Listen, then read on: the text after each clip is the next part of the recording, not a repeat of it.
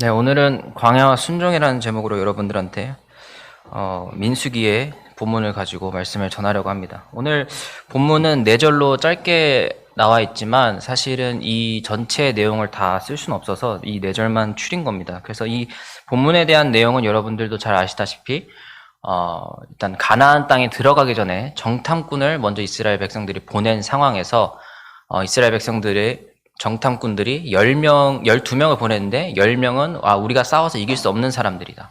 2명인 여기 나오는 눈의 아들 여호수아와 갈렙만이 오로지 우리는 능히 이겨서 가나안 땅에 들어갈 수 있다라고 얘기를 했을 때 이스라엘 백성들은 우리가 이제 다 죽게 생겼구나. 그러니까 우리의 아내와 자식들이 다 죽을 위기에 처했으니까 우리가 지도자를 세워서 다시 애굽으로 돌아가자. 이런 얘기를 하고 있는 와중에 하나님께서 이제 분노하셔서 지금 오늘 본문에 있는 말씀들처럼 너희들은 이 광야에서 죽을 것이고 너희들이 들어가기 싫어한 땅에 너희 자녀들이 들어갈 것이다 라고 말씀하는 본문입니다. 그래서 이 본문에 대한 내용은 오늘 나와 있는 4절만 한정해 놓고 본다면 굉장히 살벌한 말씀들이 이렇게 나오고 있는데요. 사실 저는 이 본문에 대한 오늘 설교를 준비하면서 굉장히 여러분들한테 드리고 싶은 말들이 너무 많았어요. 이 본문에 대한 이 14장의 내용이 너무 중요한 내용들이 많아서이기도 하고 또 이 본문이 가지고 있는 이 메시지가 너무나 좀 중요하지만 또 어렵습니다. 어려운 것들이 너무 많아서 원래 준비를 하던 거를 또 어젯밤에 또 뒤집어 엎었어요. 그래가지고 다시 쓰느라 좀 고생을 했는데 그래도 어려운 것 같아요. 제가 느끼기에도. 그래서 여러분들한테 미리 제가 양해의 말씀을 드리는 거는 오늘 좀 어려울 수도 있지만 집중해서 잘 들어주시길 바란다는 말씀을 드리고 싶고요.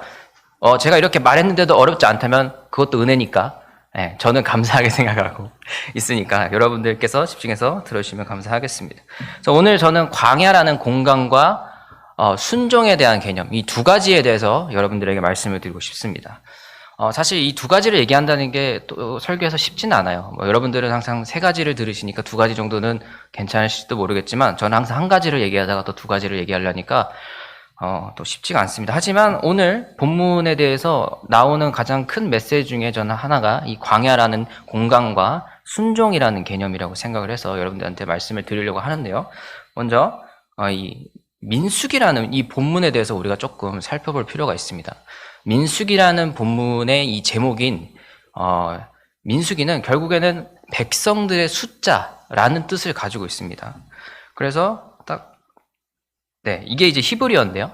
히브리어를 근데 제가 말씀을 드리기가 좀 어렵다고 생각을 하지만 봐야 돼요. 봐야 돼요. 왜냐하면 결국엔 이 이름이 가지고 있는 뜻이 우리 한국어 성경과는 다르기 때문이에요.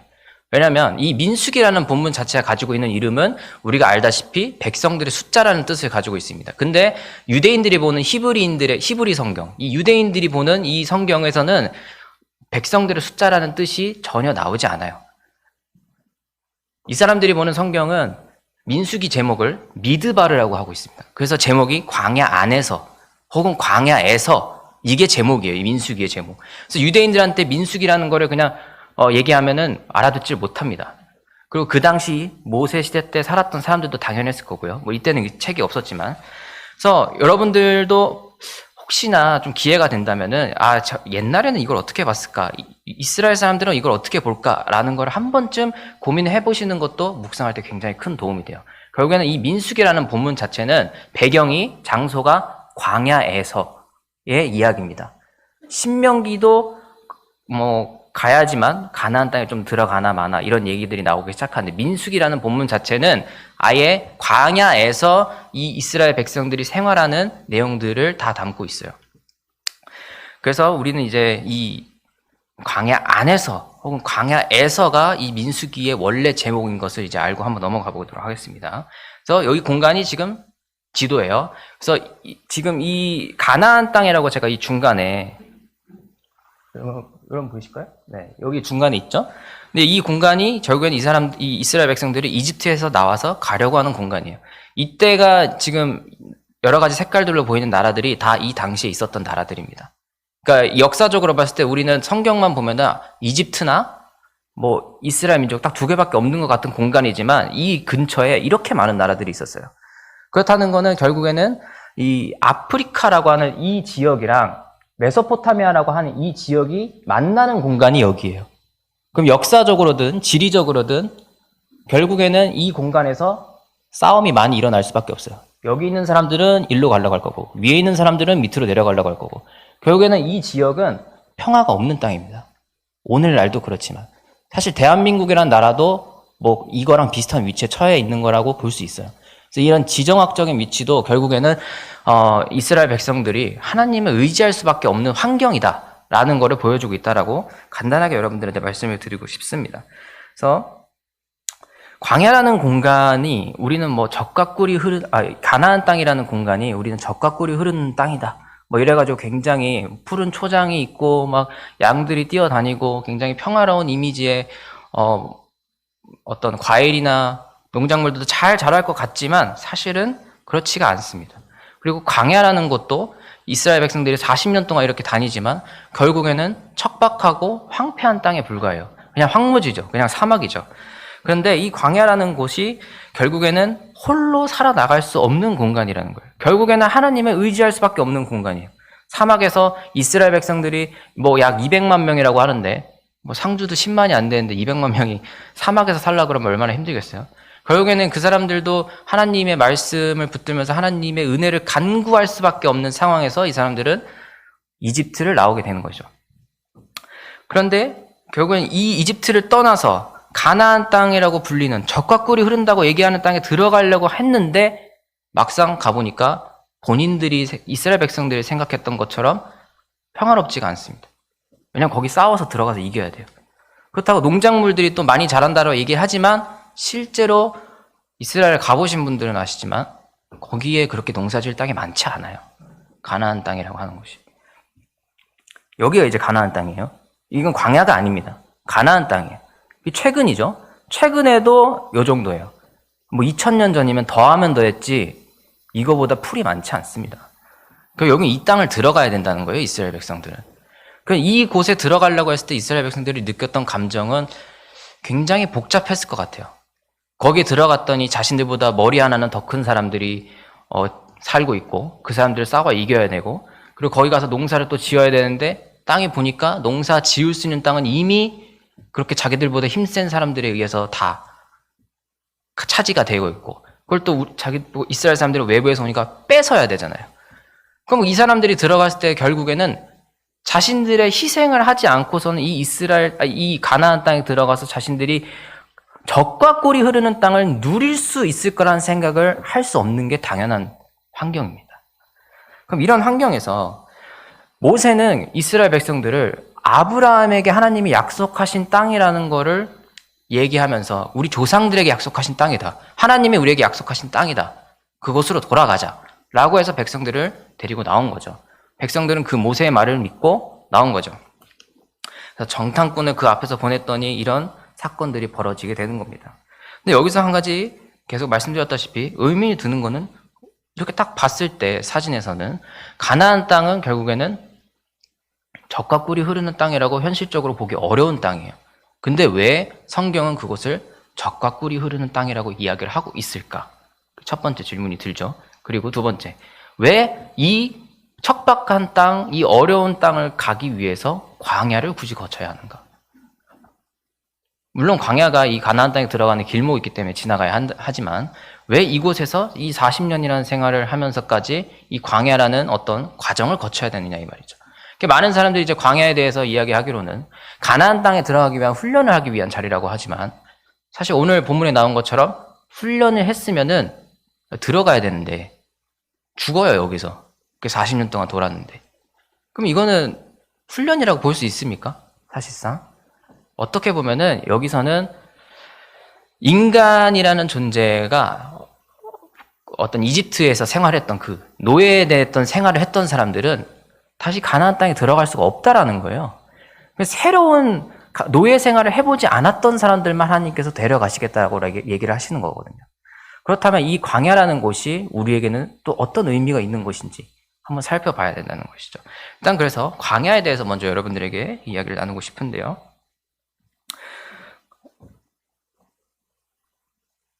자, 하나님께서 이제 이스라엘 백성들을 가나안 땅으로 이끄시면서 이 땅이 젖과 꿀이 흐르는 땅이라고 일단 얘기를 하셨어요. 하지만 보셨던 것처럼 젖과 꿀이 흐르는 땅이라고 이야기하기는 쉽지 않습니다. 오히려 그들이 노예 생활을 했던 애굽이 더 풍족한 생활을 했고, 지금도 거기는 밀 생산량이, 곡물의 생산량이 전 세계적으로도 가장 높은 나라 중에 하나예요. 아직도 그 강이 엄청나게 풍족하게 작물을 키울 수 있게 해주는 나라인 것이죠. 그리고 그 처음에 저 앞에 사진 이거 한번 보여주시겠어요? 네. 여기가 오히려 더 강이 두 줄기가 사이에 흐르고 있는 땅이어가지고 더 풍요로운 땅이었어요. 사실 보면 가나안 땅은 풍요롭지 않습니다. 여기 다 사막이죠. 여기가 지금 이 강 따라서 농사 많이 짓고, 여기도 이 강과 이 강 사이에서 이 땅에서 농사 많이 짓고, 여기가 제일 풍요로운 땅이 두 개가 지금 사이드에 있는 거예요. 가나안 땅에 왜 굳이 가야 되느냐는 질문이 나올 정도로 주변에 오히려 더 풍요로운 나라들이 많이 있습니다. 풍요로운 땅이 많이 있습니다. 그런데 하나님께서는 가나안 땅이 젖과 꿀이 흐른다고 얘기를 하시는 거죠. 자, 먼저 우리가 이 질문에 대해서 대답을 하기 위해서는 이 광야라는 곳을 한번 살펴봐야 됩니다. 자, 다음, 이 PPT를 보면 광야라는 뜻은 히브리어로 보면은 미드바르라는 뜻이에요. 미드바르인데, 근데 이게 두 가지 단어가 합쳐진 겁니다. 미랑 다바르인데, 미는 뭐뭐 중에서 뭐뭐로부터 라는 뜻을 가지고 있으면, 다바르는 말씀 혹은 사건이라는 단어의 뜻을 가지고 있어요. 그래서 이 말씀을 합치면 광야라는 공간은 히브리어 원어적으로는 말씀 가운데 거하는 공간 혹은 말씀을 독대하는 사건이라는 뜻을 가지고 있습니다. 이게 광야가 가지고 있는 그 단어의 뜻이에요. 우리는 광야라고 얘기하지만 유대인들이 가지고 있는 이 말에서는 이게 다 뜻이 있습니다. 그래서 이거를 알고 보는 거랑 또 모르고 보는 거랑 조금 달라요. 그래서 여러분들도 이 뜻에 대해서 좀 기억하시면 나중에 광야에 대해서 여러분들이 묵상하실 때도 좀 도움이 되실 것 같으니까 기억하시면 좋겠고, 그래서 이 말씀 가운데 거하는 공간 혹은 말씀을 독대하는 사건도 이 광야의 의미가 담겨 있다는 것입니다. 결국에는 이 광야라는 곳은 말씀이 없이는, 말씀과 함께 하지 않고서는 살아갈 수 없는 곳이라는 거예요. 우리가 그렇게 척박하고 아무것도 없고 거기가 황무지 같은 그 곳이지만 결국엔 말씀이 그 안에서 함께 할 수 있는 곳, 혹은 말씀이 있지 않고서는 살아갈 수 없는 곳, 그게 이스라엘 사람들의 마음속에서 광야라는 것이죠. 우리는 광야는 굉장히 쓸모없는 공간인 것 같고 거기서는 살아나갈 수도 없는 것 같고 무가치한 곳이라고 생각하지만 이스라엘 사람들의 생각에서는 그렇지 않다라는 거예요. 그것이 오히려 인간적인 것들을 모두 배제한 채 하나님께 온전히 집중할 수 있는 공간이에요. 그래서 옛날에 초대교회 사람들은 이 광야에 수도원을 많이 지었어요. 거기서 하나님을 개인적으로 이렇게 만나는 시간을 갖기 위해서. 그래서 거기에서 많은 수도승들이 하나님을 만나길 원하면서 돌아다니면서 거기서 이제 이 하루에 자기가 원하는 것들 하지도 못하고 금식기도 하면서 계속 기도를 하면서 다녔던 곳도 또 광야였죠. 물론 그러면서 죽은 사람도 많았어요. 그래가지고 시작된 게 이제 수도원들이 집단으로 생활을 하게 되는, 공동체 생활을 시작하게 되는 계기가 돼요. 이게 또 좀 아이러니한데 이제 역사를 보면 좀 그렇고요. 그래서 결국에는 이 미드바르라는, 이 광야라는 단어 자체가 결국에는 광야는 우리가 피해야 되는 것 혹은 부정적인 것, 이런 곳이 아니라 오히려 신앙인에게 있어서 우리가 찾고 또 계속 우리가 그곳에 가기 위해서 노력해야 되는 곳이라는 것도 이 단어를 통해서 우리가 알 수 있다는 거죠. 광야는 쓸모없는 것이 아닙니다. 결국엔 광야라는 곳은 우리가 믿는 사람으로서 계속해서 하나님을 만나는 곳이에요. 결국에는 그것이 우리가 가나안 땅에 들어가기 위한 훈련의 가장 중요한 지점이라고 하는 것이죠. 그러니까 우리의 가나안 땅을 한다면 이제 마지막 때 하나님 나라라고 얘기할 수도 있겠죠. 마지막 때든 아니면 지금이든 그건 하나님 나라에 들어가는 것이 가나안 땅에 들어가는 것과 동일하다면 우리는 신앙생활하면서 계속해서 이 하나님의 말씀을 만나는 사건과 공간을 경험하는 광야에 계속 있어야 됩니다. 그리고 그 광야에서 우리는 하나님을 만나야 돼요. 말씀을 받아 들여야 돼요. 그렇지 않고서는 가나안 땅에 들어갈 수 없다는 겁니다. 그렇지 않고서는 오늘 본문에 나오는 이스라엘 백성들처럼 40년 동안 광야만 맴돌다 죽는 거예요. 이들은 결국엔 말씀을 만나지 못한 거죠. 말씀을 믿지 못한 거죠. 그러니까 가나안 땅에 들어가지 못했어요. 그래서 이 광야에서 결국엔 우리가 찾아야 하는 것은 이 말씀과 하나님이라는 어떤 우리의 가장 신앙의 가장 기본이 되는, 근원이 되는 분을 만나야 된다는 거예요. 근데 우리가 광야에서 들어가기 전에 이 가나안 땅을 들어가기 전에 광야를 이렇게 다니는데 결국엔 이 이스라엘 백성들은 가나안 땅을 눈앞에 두고 돌아가게 된 거예요. 지금 상황은. 눈앞에 보입니다. 이 가나안 땅이. 하나님이 여기로 들어가라고 했던 그 목적지가 눈앞에 보여요. 근데 소위 이제 빠꾸로 하게 된 거죠. 결국엔 이 뒤로 돌아가야 되는 이 심정을 이 눈앞에 목전에 두고 이집트에서 400년 동안 이들이 노예 생활을 하고 나서 그 상황을 벗어났어요. 400년 만에. 400년 만에 벗어났어요. 그래서 가나안 땅의 조상에게 명령할 그 땅에 눈앞에 왔는데 다시 돌아가야 됩니다. 왜? 하나님 만나지 못했기 때문에. 하나님을 믿지 못했기 때문에. 결국엔 돌아가야 돼요. 이들은 허락되지 않았습니다. 가나안 땅이. 그래서 가나안 땅에 들어가기 위해서 이들은 광야 생활을 계속 해왔죠. 일단 여기까지 오기까지. 그러면서 하나님은 만나도 주셨고 메추라기도 주셨고 생수도 돌에서 솟아나게 해서 이들에게 의식주를 모두 해결해 주셨어요. 결국엔 이 많은 기적들을 통해서 이스라엘 백성들에게 내가 너희와 항상 함께하고 있다라는 것을 광야 생활을 통해서 보여주신 것과 다름이 없어요. 가만히 계신 게 아니잖아요. 하나님께서 이스라엘 백성들을 광야에서 이끌으시면서 그들에게 아침에는 만나를 주고 저녁에는 메추라기를 주고 물을 주고 다 원수들과 싸우게 될 때는 또 승리하게 해주시고 결국엔 이런 기적과 같은 사건들이 이스라엘 백성들의 광야 생활에서 계속 나타나요. 근데 결국에 그 기적들은 이스라엘 백성들의 필요를 채워주기 위해서 기적을 행하신 게 아닙니다. 예수님도 마찬가지예요. 예수님도 신약성경에서 병든 사람들 혹은 죽은 사람들 되살리시는 것, 그 사람들의 필요를 채워서 그렇게 해주시는 게 아니에요. 우리는 기적에 대해서 가끔 착각할 때가 있는데 우리가 기도하면서 무언가를 간구할 때 그거를 들어주시는 것은 하나님이 우리의 필요를 채워주시기 위해서가 아닙니다. 하나님과 동행하고 있다는 것이 무엇인지를 보여주기 위해서요. 그 말씀이 중요한데 결국에는 하나님 나라가 어떤 곳인지 우리가 살고 있는 이 땅에서 보여주시기 위한 방식이 기적입니다. 그 기적을 통해서 우리는 하나님과 우리가 동행하고 있구나를 깨닫게 되고 하나님과 동행하는 그곳이 하나님 나라구나를 깨닫게 하는 거예요. 기적을 경험하는 그것이 하나님 나라입니다. 하나님과 동행하는 그것이 하나님 나라입니다. 어디에 있다, 여기 있다, 저기 있다 하지 마세요. 여러분이 하나님과 동행하고 있다면 그 어디나 하늘나라입니다. 그것이 중요하다는 거예요. 결국엔 기적의 사건은 우리에게 하나님과 동행하고 있는 그곳이 하나님의 나라인 것을 보여주고 있고 우리가 동행하는 것이 가장 중요하다는 것을 보여주고 있습니다.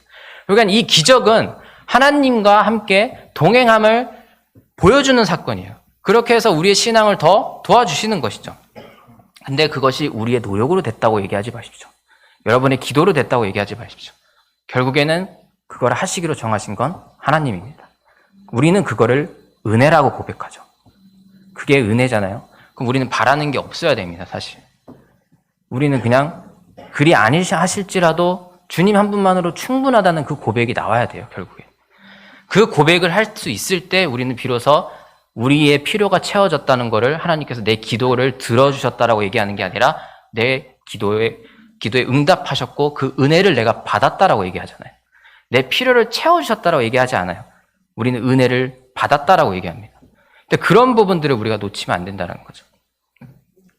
그래서 이 기적들이 우리의 필요를 채우기 위한 게 아니고 오히려 우리가 하나님과 동행하고 있다는 것, 우리가 하나님 나라에 있다라는 걸 보여준다라고 일단 얘기를 했을 때 결국에는 이 기적은 우리는 보통 우리가 이해할 수 없는 사건이라고 받아들이잖아요.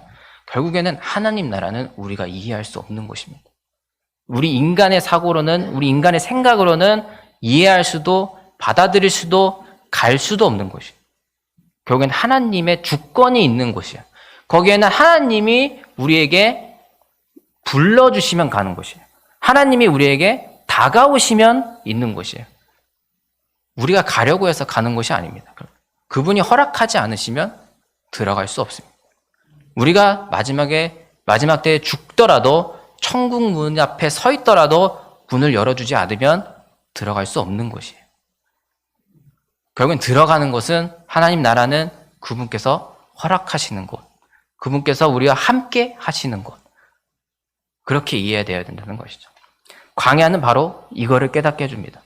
그들의 광야 생활 가운데서 계속해서 원수가 침입해오고 먹을 것이 없고 물이 떨어져도 하나님이 채워주셨고 하나님이 승리하게 해주셨어요. 그분이 하나님께서 이스라엘 백성과 함께 하셨습니다. 여기 광야라는 것은 우리가 봤을 때 굉장히 척박하고 황폐하고 무가치한 곳처럼 보이지만 결국 하나님과 동행하는 곳이라는 것이죠. 그거를 깨닫게 되는 곳이라는 것이죠. 자, 그랬을 때 이스라엘 백성은 가나안 땅에 굳이 들어가지 않더라도 하나님과 동행하는 곳이 어디든 하나님 나라라는 것을 깨달았다면 이 가나안 땅이 아무리 어렵고 힘들고 광야랑 다를 바가 없더라도 믿음으로 나아갈 수 있었어야 돼요. 하지만 그렇지 못했다라는 거죠. 그게 바로 애굽에서 노예 생활했던 그 흔적을 깨트리지 못했다라는 거예요. 그들은 아직도 노예였어요. 그들은 스스로 자유롭게 될 수 있는 기회를 놓친 것입니다. 하나님만이 그들을 자유롭게 할 수 있었어요. 하지만 그들은 받아들이지 않았죠. 그래서 광야에서의 40년 동안 세월을 통해서 그들은 광야에서 죽게 됩니다. 오히려 노예 생활을 경험하지 않은 자들이 자유롭게 가나안 땅에 들어갈 수 있게 되는 것이죠. 결국에는 이 광야에서의 사건은 우리에게 이 공간이 주는 의미는 굉장히 중요하고 우리가 꼭 경험해야 되는 경험입니다. 사건입니다. 결국에는 이 말씀이 통해서 우리에게 지금의 광야의 사건을 떠올리게 하는 것처럼 이 광야가 가지고 있는 의미처럼 말씀과 독대하는 사건이라고 말씀드렸던 이 광야의 뜻과 마찬가지로 우리는 말씀을 통해서 하나님과 동행하는 이 광야의 경험을 우리의 신앙생활 가운데 무조건 해야 됩니다.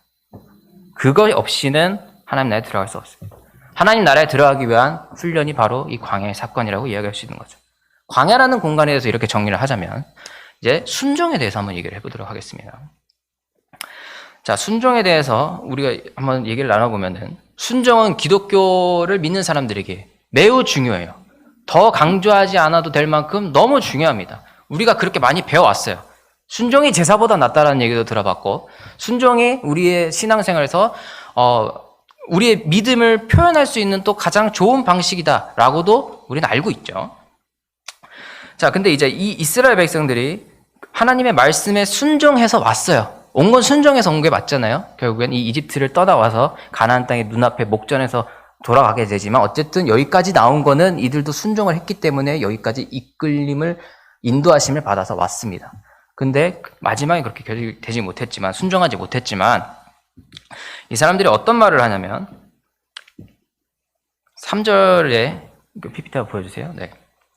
14장 3절인데 결국엔 이 10명의 정탐꾼이 부정적인 보고를 하자 이스라엘 백성들이 이러는 거죠. 어찌하여 여호와가 우리를 그 땅으로 인도하여 칼에 쓰러지게 하려 하는가? 우리 처자가 사로잡히리니 애굽으로 돌아가는 것이 낫지 아니하랴. 이스라엘 백성들이 이렇게 생각했죠. 가나안 땅 앞에서. 결국에는 이 사람들은 순종을 하지 못했어요. 이스라엘 백성들은 결국에는 하나님을 가나안 땅 앞에서 원망하게 됩니다. 이 사람들이 가지고 있던 감정은 제가 묵상을 해봤을 때 어떤 감정으로 이런 말을 했을까? 전 배신감이 들었을 거라 생각해요. 이 사람들은 하나님을 믿고 모세의 말을 의지하고 인도하심을 받아서 순종해서 여기까지 왔습니다. 근데 막상 들어가려고 하니까 호랑이 굴이에요. 자신들은 순종했다고 생각해서 여기까지 왔어요. 근데 들어가라는 곳이 불구덩입니다.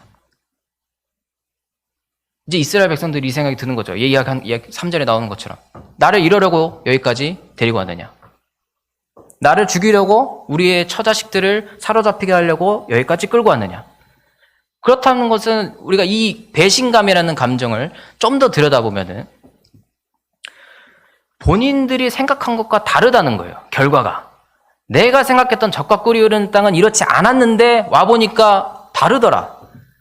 그럼 이게 또 다른 방식으로 또 보면 내가 이만큼 했는데 내가 이만큼 순종했는데 왜 나에게 복을 주지 않지? 이 생각이 이스라엘 백성들에게 있었다는 거예요. 그게 순종입니까? 이게 생각해봐야 한다는 거예요. 우리는 교회 생활하면서 내가 이만큼 헌신하니까 순종하니까 하나님께서 복을 더해주시지 않으실까? 이런 생각으로 순종을 하고 있지는 않나요? 이스라엘 백성들도 이랬고 예수님이 십자가에 못 박혀 돌아가시려고 했을 때 베드로가 그러지 말라고 얘기를 하시죠. 그때 예수께서 뭐라고 하십니까? 사단아 물러가라. 똑같습니다. 예수님의 제자들이 하는 행동과 이스라엘 백성들이 하나님에게 하는 행동은 똑같아요. 본인들이 생각했던 결과는 이미 정해져 있습니다. 젖과 꿀이 흐르는 땅에서 떵떵거리면서 행복하게 사는 것. 제자들은 예수님의 밑에서 있으면서 권력을 누리며 사는 것. 로마의 지배로부터 벗어나서. 예수님의 제자들이든 이스라엘 백성들이든 결국 자신들이 생각하는 핑크빛 미래를 계획하고 있어요. 하나님이 그렇게 하라고 말씀하시지도 않았고 예수님께서 그렇게 해주신다고 얘기하지도 않았는데 본인들이 생각하는 행복한 미래를 계획하고 있습니다. 그거를 바라고 예수님을 따라왔고 하나님의 말씀을 따라서 광야에 그대로 돌아다녀서 가나안 땅 입구까지 왔어요. 근데 아니래요. 하나님이. 근데 아니래요. 예수님이. 그게 아니다. 제자들은 배신감이 들어서 예수님을 부인했고 이스라엘 백성은 나를 여기까지 데려온 이유가 무엇이냐면 하나님을 원망합니다. 하지만 이들은 자신들 스스로는 하나님의 말씀에 그리스도의 말씀에 순종했다고 생각했어요. 그래서 내가 여태까지 나의 소유를 버리고 예수님을 따랐다. 애굽에 있던 모든 것들을 버리고 그 바로의 어떤 권력의 두려움을 무릅쓰고 하나님 말씀을 믿고 의지해서 내가 가나안 땅 입구까지 왔다. 이들의 가지고 있는 생각은 자신은 순종한 신앙인이라는 겁니다. 이 사람들은 자신들이 순종했다고 생각했어요. 근데 그 결과는 자신들이 바라는 결과였죠. 무엇을 위한 순종입니까? 이런 기브앤테이크 관계는 결국엔 사장과 노동자의 관계밖에 되지 않아요. 결국엔 애굽에서 살았던 노예들도 월급을 받았습니다. 고고학적으로 봤을 때 월급을 받았어요. 결국엔 이 사람들은 이 노예의 생활을 벗어나지 못하는 거예요. 제자들도 마찬가지였고 결국에는 이러한 마음들이 더 위험한 건 무엇이냐면 내가 원하는 것을 갖기 위해서 하나님을 예수님을 이용한 것밖에 되지 않는다는 거예요. 내가 계획한 결과를 얻기 위해서 믿으면 하나님께서 주시겠지? 예수님께서 주시겠지? 이렇게 하면은 채워주시겠지? 하나님을 도구로 이용한 겁니다. 예수님을 도구로 이용한 겁니다. 이게 더 위험한 것은 조금 어려운 얘기일 수도 있지만 결국엔 이런 것들이 우상 숭배와 다를 바가 없어요. 우리가 창세기에서 선악과 사건이 이것과 다르지가 않습니다. 본인들이 생각하는 결과가 있어요. 이 선악과를 먹었을 때 내가 신처럼 될 수 있겠다. 신처럼 된다는 건 뭐예요? 그 기준의 판단의 기준이 자기 자신이 되는 거예요. 선악을 알게 하는 그 기준이 인간이 되는 겁니다. 그러면은 지금 우리가 이 본문에서 보는 것처럼 이 사람들은 가나안 땅에서 자신들이 떵떵거리면서 살 수 있을 것이다. 자신들이 바라는 어떤 행복한 미래가 있을 것이다. 이미 자신들이 미래를 계획했어요. 자신들이 기준이 됐어요. 하나님은 그렇게 한다고 얘기도 안 하셨는데 예수님은 그렇게 한다고 얘기도 안 하셨는데 제자들은 이미 내가 높은 자리에 있을 것이다 라고 얘기를 한다는 거죠. 이런 것들은 결국에는 내가 신이 된 것과 마찬가지인 겁니다. 내가 판단의 기준이 된 것은 결국엔 우상 숭배와 마찬가지인 겁니다. 이 사람들이 하고 있는 이 행동은 결국에는 자신이 하나님이 되는 것과 다르지가 않아요.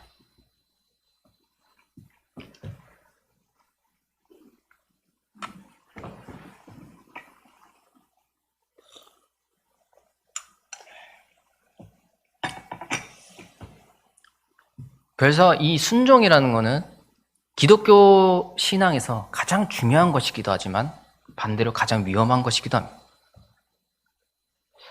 여기 상주에 가톨릭 수도원 중에 카르투시오 수도원이라는 곳이 있어요. 지부가 한국 지부가 상주에 있어요. 카루투시오 수도회라는 곳이. 근데 이 수도회는 봉쇄 수도원이에요. 제가 이제 유튜브에서 다큐멘터리를 보다가 저도 보게 됐는데 상주가 나오길래 그래서 보기 시작했는데 이 수도는 봉쇄 수도원이에요. 그래서 한 번 들어오면 죽지 않으면 나가지 못합니다. 여기서 평생 그 수도원에서 농사 지으면서 자급자족하고 살아야 돼요. 그리고 이 수도원은 침묵 수도원이어가지고 말할 수 있는 시간이 정해져 있습니다. 그래서 이 수도원에서 말할 수 있는, 이들이 입을 열 수 있는 시간은 일주일에 딱 2번. 주일 점심 식사 후에랑 월요일에 약 4시간 동안 지속되는 산책을 제외하고는 입을 열 수 없습니다. 그리고 죽을 때까지 수도원에서 각자의 개인 방을 해서 묵상하고 기도하고 살아가야 돼요. 이들이 먹는 음식은 밥에 김치 하나밖에 없습니다. 여기에는 뭐 한국인들뿐만 아니라 외국인들도 몇 명이 이렇게 와 있는데 보니까 영상에서는 한 10명 조금 넘는 것 같아요. 그렇게 공동체를 이루면서 살고 있어요. 근데 이 침묵 수도원에서, 이 봉쇄 수도원에서 거기 들어가 있는 이 수사가 얘기하는 게 본인이 신학교를 다닐 때 지도 신부님한테 제가 봉쇄 수도원에 들어가고 싶습니다. 그 어려운 길을 한번 저도 하나님에게 헌신해 보고 싶습니다. 이렇게 얘기를 했대요. 그렇게 하려면 어떻게 해야 됩니까? 이렇게 물어본 거죠. 그랬더니 그 지도 신부님이 그것은 유혹일 수 있다.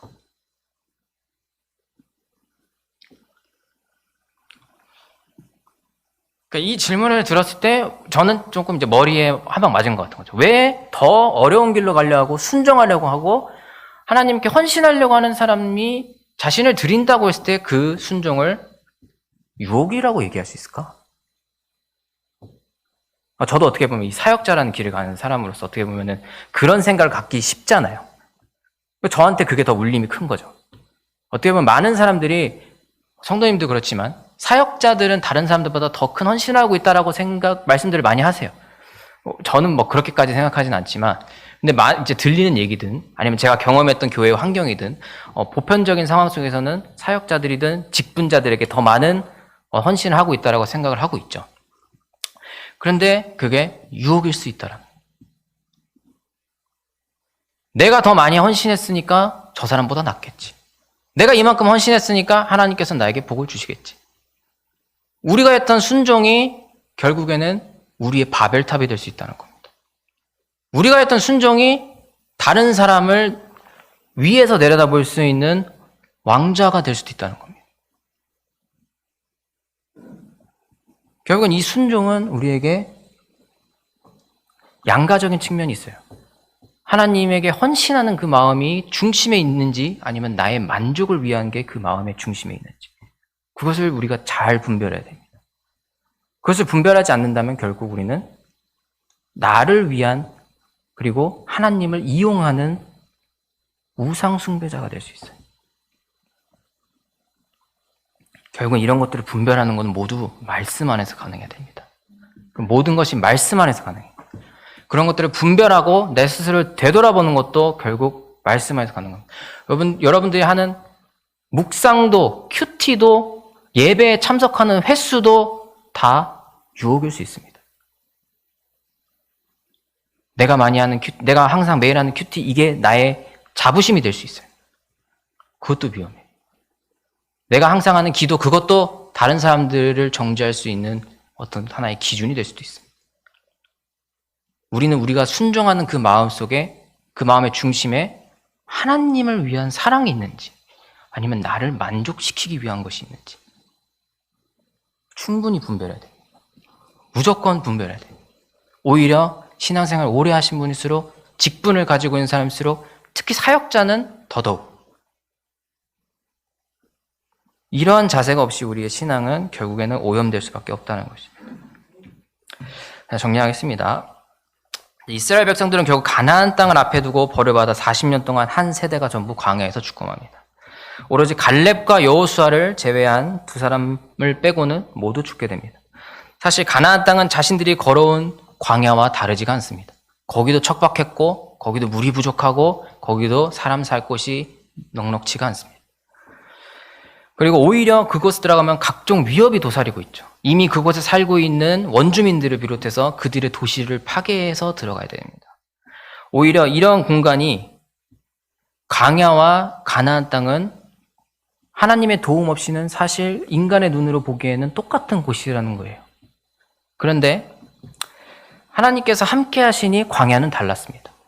하나님께서 함께 하시니까 광야에서는 만나가 있었고 메추라기가 있었고 물이 나왔습니다. 가나안 땅이라고 하나님과 함께 하시면 달랐을까요? 오히려 더 풍성한 축복이 있었을지도 몰라요. 광야에서 이스라엘 백성들이 배운 그 훈련에서는 훈련을 기억하지 못했기 때문에 가나안 땅에 들어가는 게 두려웠습니다. 이스라엘 백성들. 오히려 그 공간은, 광야라는 공간은 하나님이 동행하시고 우리를 항상 지켜보고 계신다는 것을 깨닫는 자리가 되었어야 됩니다. 오히려 가나안 땅에 이스라엘 백성들이 들어가는 그 현장은 빼앗기고 죽고 죽이는 현장입니다. 그래야 자신의 것을 겨우 얻을 수 있는 곳이었어요. 가나안 땅. 그렇게 투쟁하는 삶 속에서 결국은 평안이 어디 있겠습니까? 근데 우리의 인생도 투쟁하지 않고는 얻을 수 있는 게 뭐가 있을까요? 저는 이 가나안 땅의 현실이 우리의 인생과 별반 다르지 않다고 생각합니다. 그건 가나안 땅은 투쟁하고 있는 것들이 만연해 있는 땅이에요. 평화가 없습니다. 하지만 하나님이 함께하면, 하나님과 동행하면 그곳이 평화가 있고 평안이 있고 만나가 있고 메추라기가 있고 그것이 하나님 나라라는 것이죠. 그거를 깨닫지 못한다면 우리는 어딜 가든 지치고 힘들고 넘어질 수밖에 없습니다. 가나안 땅도 그랬고 광야도 그랬습니다. 하지만 단 하나 차이점은 하나님과 동행하는 것을 우리가 깨닫고 있느냐는 거죠. 그리고 그거를 구하고 있느냐는 거죠. 또 순종을 또 점검해 하십시오. 이스라엘 백성들이 하나님께 배신감을 느낀 것처럼 우리도 신앙 안에서 하나님께 배신감을 느낀 적이 분명히 있을 겁니다. 그리고 그게 잘못됐다 혹은 나쁘다라고 얘기할 수 있겠지만 그것이 우리가 항상 피할 수 있는 것이라고 얘기할 수는 없을 것 같아요. 우리가 신앙생활을 하다 보면 분명히 하나님을 원망하는 때가 있을 것이고 분명히 하나님에게 우리의 어떤 감정을 표현하는 날이 분명히 있습니다. 그렇지 않고는 견딜 수 없는 것이 인간의 본성이에요. 이게 나쁘다는 게 아닙니다. 결국 인간은 하나님께 자신의 감정을 표현을 해요. 하지만 중요한 것은 순종의 끝에서, 자신이 순종하는 것의 끝에서 하나님이 계시는가 아니면 내가 있는가를 분별해야 된다는 겁니다. 그것을 구분하지 않고서는 결국에는 그 순종은 무의미하게 40년 동안 광야를 돌다 죽은 이스라엘 백성과 같이 될 뿐입니다. 그 분별함이 없이는 우리는 가나안 땅에 들어갈 수 없습니다. 광야의 시간을 우리가 충분히 가져야 됩니다. 광야라는 공간을 우리가 충분히 누려야 됩니다. 그것은 짐이 아닙니다. 그것은 오히려 우리가 이미 가나안 땅에 들어가 있다는 것을 확신해주는 하나님의 은혜의 시간입니다. 그것을 우리가 경험할 수 없다면, 그것을 경험하지 못한다면 우리는 평생 가나안 땅을 찾다가 돌다가 광야에서 죽을 겁니다. 그것이 우리의 신앙의 여정이에요. 그것이 민수기가 우리에게 보여주고 있는 메시지입니다. 많은 내용들이 있지만 오늘 여러분들에게 전달해드릴, 오늘 우리에게 주어진 하나님의 말씀은 이러한 내용들입니다. 결국엔 우리의 신앙을, 우리의 순종을 점검해 보시기 바랍니다. 오늘 말씀 여기서 마치고요. 기도하겠습니다.